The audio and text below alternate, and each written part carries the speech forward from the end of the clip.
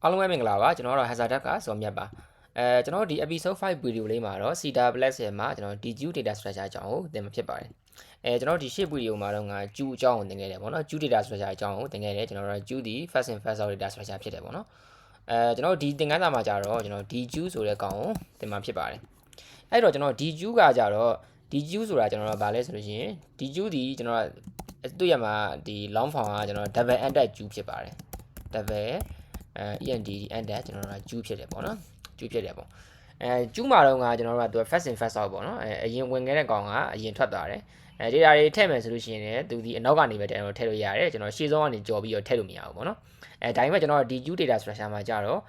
data တွေကိုကျွန်တော်ထည့်တာထုတ်တာတွေကိုအနောက်ကနေရောကျွန်တော်အရှေ့ကနေရောလုပ်လို့ရမှာဖြစ်ပါတယ် data ထည့်တာတွေကိုအနောက်ကနေထည့်လို့ရတယ်လို့ကျွန်တော် data ထုတ်တာတွေကိုထည့်တာတွေကိုအရှေ့ကနေလည်းကျွန်တော်ထည့်လို့ရမှာဖြစ်ပါတယ်ဒါကြောင့်မလို့သူ့ကိုဘာလို့ခေါ်လဲဆိုရင် double ended Q လို့ခေါ်တာဖြစ်ပါတယ်အဲ့တော့အရှေ့ကနေထုတ်လို့လည်းရတယ်အရှေ့ကနေလည်းကျွန်တော်ဖြတ်လို့ရတယ်ပို့ပြီးတော့ကျွန်တော်ဒီ Q data structure နဲ့ရှင်းမယ်ဆိုရင်ဒီ Q ဒီပို့ပြီးတော့ flexible ဖြစ်တယ်လို့ပြောလို့ရတယ်ပေါ့နော်အရှေ့ကနေလည်း data ထည့်လို့ရတယ်အနောက်ကနေလည်းထည့်လို့ရတယ်ကျွန်တော်ရှင်းထုတ်မယ်ဆိုရင်လည်းအရှေ့ကနေလည်းရှင်းထုတ်လို့ရတယ်လို့နောက်ကနေလည်းကျွန်တော်ရှင်းထုတ်လို့ရတာဖြစ်ပါတယ်နောက်တစ်ခုကကျွန်တော်ဗာလဲဆိုတော့ဒီ Q မှာတော့ငါအခန်းနံပါတ် index နံပါတ်နဲ့ကျွန်တော်ခေါ်လို့မရဘူးပေါ့နော်ဒီမှာကကြတော့အဲ့လိုမဟုတ်တော့ဘူးအခန်းနံပါတ်တွေနဲ့ကျွန်တော်ခေါ်လို့ရတယ်အဲ့တော့အလုံးကြီးမဲ့ဆိုလို့ရှိရင် cancel access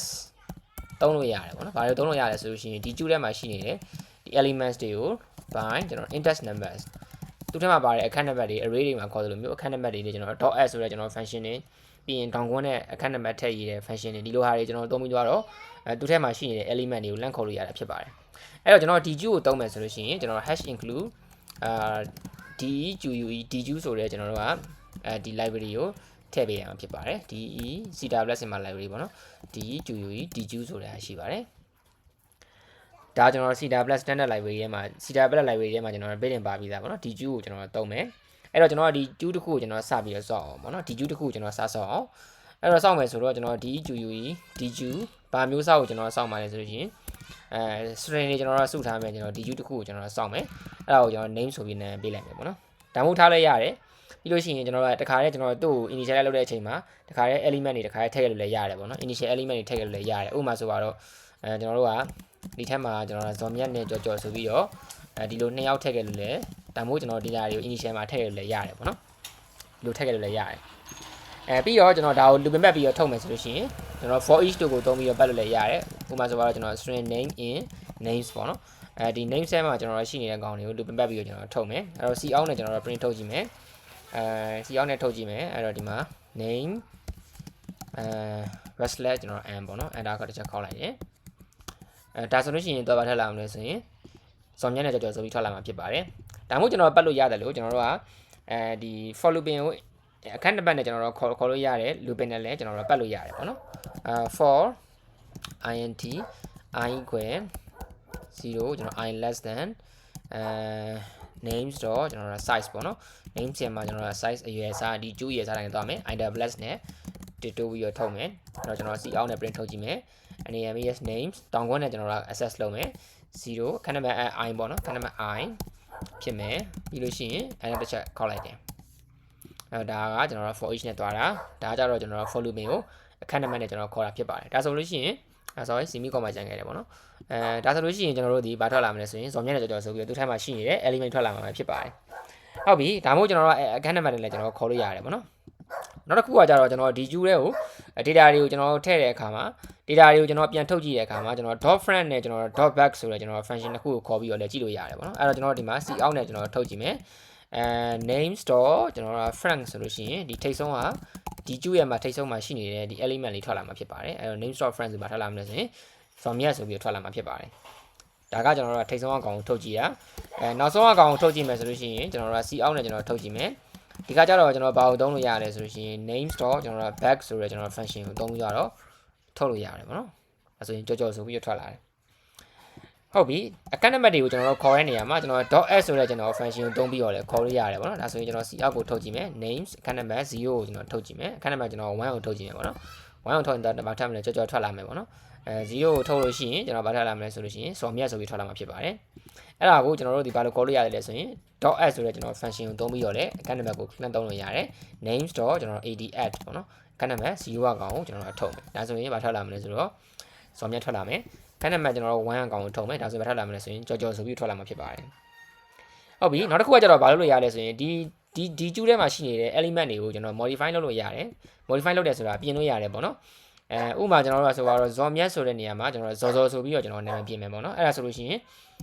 name store ကျွန်တော် add ပေါ့အခန်းနံပါတ်ကျွန်တော်0မှာရှိနေတာ zombies ဖြစ်တယ်အဲ့ထဲကိုကျွန်တော်ဗာပြင်မလဲဆိုရင်ကျွန်တော်ဇော်ဇော်ဆိုပြီးတော့ဒီနေရာမှာပြင်မှာဖြစ်ပါတယ်ဇော်ဇော်ပြီးပြင်လို့ရှိရင်သူဒီဒါတွေကိုကျွန်တော်တို့ကထုတ်ကြည့်မယ်ဆိုလို့ရှိရင်ဒါမှမဟုတ်ကျွန်တော် assign ထည့်ပြီးတော့ပြင်လိုက်တယ်ပြင်ပြီးတော့ဒါကိုထုတ်ကြည့်မယ်ဆိုလို့ရှိရင်ဒီနေရာမှာကျွန်တော်တို့ကဇော်ဇော်ရဲ့ကြော်ကြော်ရဲ့ဆိုပြီးတော့နှစ်ခုထွက်လာတာကိုတင်ရမှာဖြစ်ပါတယ်အဲ့တော့အဲ့ဒါမျိုးပြင်လို့ရတဲ့ပြင်မှာဒီနေရာမှာ names ရမှာခဏမဲ့တောင်ကွန်းနဲ့ကျွန်တော်ခေါ်ပြီးလည်းပြင်လို့ရတယ်ကြော်ကြော်ဆိုတဲ့နေရာမှာကျွန်တော်ဗာပြင်မလဲဆိုလို့ရှိရင်ကြော်မြတ်ဆိုပြီးတော့ကျွန်တော်ပြင်လိုက်ရပါတော့ဒါဆိုလို့ရှိရင်ဗာထွက်လာမလဲဆိုတော့ဒီနေရာမှာကြော်မြတ်နဲ့ဒီနေရာမှာကြော်မြတ်ဆိုခဏမဲ့ကျွန်တော်1အကောင်ကိုကျွန်တော်ပြင်ပါဇော်မြတ်နဲ့ကျွန်တော်ဇော်ဇော်နဲ့ကျွန်တော်ကြော်မြတ်ဆိုပြီးတော့ဒီနေရာမှာနှစ်ခုထွက်လာတဲ့တင်ဖြစ်ပါတယ်ဒါကတော့ကျွန်တော်တို့ကmodify လုပ်တဲ့အပိုင်းပေါ့နော်နောက်ခုကျွန်တော် data ထည့်တဲ့အပိုင်းတွေကိုကျွန်တော်ဆက်ကြည့်အောင် data ထည့်တဲ့နေရာမှာကျွန်တော်ရှေ့မှာပြောခဲ့တဲ့အတိုင်းပဲဒီကျူးဒီဒီကျူးရမှာဒီကျူးရမှာကျွန်တော်တို့ကအရှေ့ကနေလည်းထည့်လို့ရတယ်လို့နောက်ကနေထည့်လို့ရတယ်အပြန်ထုတ်တဲ့အခါမှာလည်းကျွန်တော်အရှေ့ကနေထုတ်လို့ရတယ်လို့နောက်ကနေလည်းကျွန်တော်ထုတ်လို့ရတယ်အဲ့တော့ကျွန်တော်အခုဘာလုပ်မလဲဆိုလို့ရှိရင် modify လုပ်တာတွေကိုကျွန်တော်ပိတ်လိုက်မယ်ပေါ့နော်အခုဘာလုပ်မလဲဆိုရင်ကျွန်တော်အရှေ့ကနေထည့်မယ်အနောက်ကနေကျွန်တော်ထည့်မယ်ပေါ့နော်အဲ့တော့ name store ကျွန်တော်အရှေ့ကနေထည့်မယ်ဆိုလို့ရှိရင်ကျွန်တော် push friend ဆိုတဲ့ကျွန်တော် function ကိုသုံးရတယ်အဲ့ထဲမှာကျွန်တော်ဗာထည့်မလဲဆိုရင်လှဆိုတာကိုကျွန်တော်ထည့်လိုက်မယ်ပေါ့နော်လှဆိုတာကိုကျွန်တော် push friend နဲ့ထိတ်ဆုံးကနေထည့်လိုက်ရင်လှရဲ့ဇော်မြတ်ရဲ့ကြော်ကြော်ဆိုပြီးတော့ဒီနေရာမှာသုံးခုထားလာမှာဖြစ်ပါတယ်အနောက်ကနေကျွန်တော်ထည့်မယ်ဆိုရင်ဗာသုံးမလဲဆိုတော့ကျွန်တော် push back ပေါ့နော် push back ပေါ့အဲ့ name store ကျွန်တော်က busa push back push back ဒီနေရာမှာကျွန်တော် AA ဆိုပြီးတော့ထည့်လိုက်မယ်ပေါ့နော် AA ဆိုပြီးထည့်လိုက်မယ်ဒါဆိုလို့ရှိရင်လှရဲ့ကျွန်တော်ဇော်မြတ်ရဲ့ကြော်ကြော်ရဲ့ AA ရဲ့ဆိုပြီးတော့ဒီနေရာမှာ၄ယောက်ထွက်လာတာတရားဖြစ်ပါတယ်အဲ့တော့ကျွန်တော်ဒါကိုရှင်းထုတ်မယ်ဆိုလို့ရှိရင်ကြတော့ pop friend နဲ့ကျွန်တော် pop back ဆိုတဲ့ကျွန်တော် function ကိုသုံးရတယ်ပေါ့နော် pop friend နဲ့ကျွန်တော် pop back ဆိုတဲ့ကျွန်တော် function ကိုသုံးရတယ်အဲ့ name store ကျွန်တော်တို့ဒီနေရာမှာ pop friend နဲ့ကျွန်တော်တို့ရှေ့ဆုံးအကောင်ကိုကျွန်တော်ဖြတ်လိုက်မယ်ရှေ့ဆုံးအကောင်ကိုဖြတ်မယ်ဒါဆိုရင်ရှေ့ဆုံးမှာဘယ်သူရှိနေလှရှိနေတယ်ပေါ့နော်လက်ရှိအနေထားမှာကျွန်တော်ထုတ်မယ်ဆိုရင်ဇော်မြတ်ရဲ့ကြော်ကြော်ရဲ့ A ရဲ့3အောင်ထွက်လာမယ်ဘာလို့လဲဆိုကျွန်တော်တို့ဒီ pop friend နဲ့ထိတ်ဆုံးမှာရှိနေတဲ့လှကိုဖြတ်လိုက်တဲ့အကြောင်းကိုဒီနေရာမှာဒီနေရာမှာကျွန်တော်တို့ဒီဇော်မြတ်ရဲ့ကြော်ကြော်ရဲ့ A ရဲ့ဆိုတဲ့3ယောက်ပဲထွက်လာမှာဖြစ်ပါတယ်အဲ့တော့ဒီမှာဇော်မြတ်ကြော်ကြော် A ထွက်လာတယ်ပေါ့နော်နောက်ဆုံးအကောင်ကိုကျွန်တော်ဖြတ်မယ်အဲ့တော့ name store ကျွန်တော်တို့က pop pop back back ပေါ့နော်နောက်ဆုံးက item ကိုကျွန်တော်ဖြတ်တယ်ဒါဆိုလို့ရှိရင်ဇော်မြတ်ရဲ့ကြော်ကြော်ရဲ့နေရာမှာထားလာမှာဖြစ်ပါတယ်ဒါကကျွန်တော်တို့က push back နဲ့ကျွန်တော်တို့ကpush back ရဲ့ကျွန်တော် push friend ရဲ့ pop back ရဲ့ pop friend ရဲ့ကျွန်တော် pop back ရဲ့ဆိုတဲ့ဒီထည့်ရထုတ်တဲ့ function တွေပဲဖြစ်ပါတယ်နောက်တစ်ခုဒီကျွန်တော်ဘာလုပ်လို့ရလဲဆိုရင်ကျွန်တော်ဒါကျွန်တော်က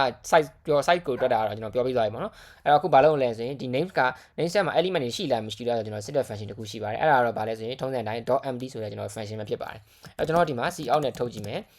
name store